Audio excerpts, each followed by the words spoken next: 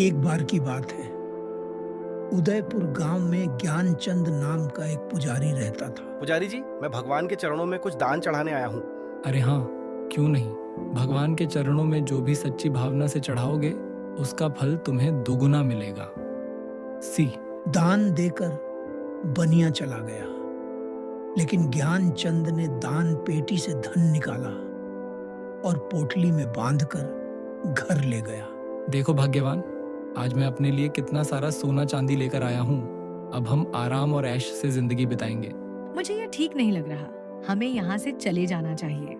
थोड़ी बहस के बाद दोनों चल पड़े और एक जंगल में पहुंचे। वहां घास फूस की एक झोपड़ी दिखी। आज रात यहीं रुकेंगे, सुबह निकल जाएंगे। झोपड़ी के अंदर एक तरफ आग जल रही थी और दूसरी तरफ जानवरों की हड्डियां बिखरी पड़ी थीं। ये जगह ठीक नहीं है, देखो यहाँ हड्डियां पड़ी हैं। अरे भाग्यवान, इतनी रात को कहाँ जाएंगे? कहीं कोई हमारा धन छीन न ले। तभी दरवाजे पर एक भयानक नरभक्षी आया। हाथ में अलग अलग जानवरों का मांस था।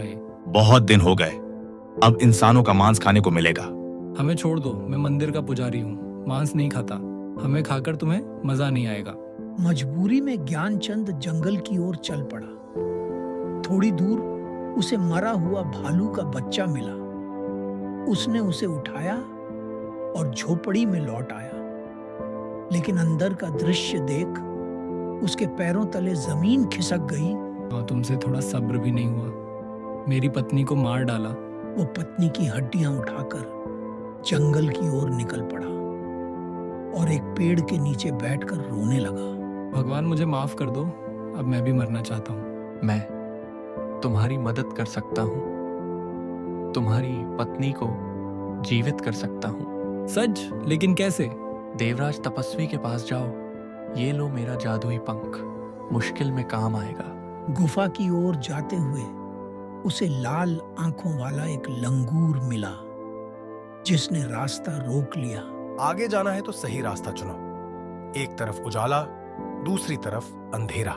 अंधेरे के बाद ही उजाला आता है। थोड़ी दूर एक विशाल शिला सामने आई। उस पर गरुड़ के पंख जैसा निशान। दरवाजा खुला और वो अंदर चला गया। कौन हो तुम और यहाँ क्यों आए हो? मेरी पत्नी को नरभक्षी ने मार डाला है, कृपया उसे जीवित कर दीजिए।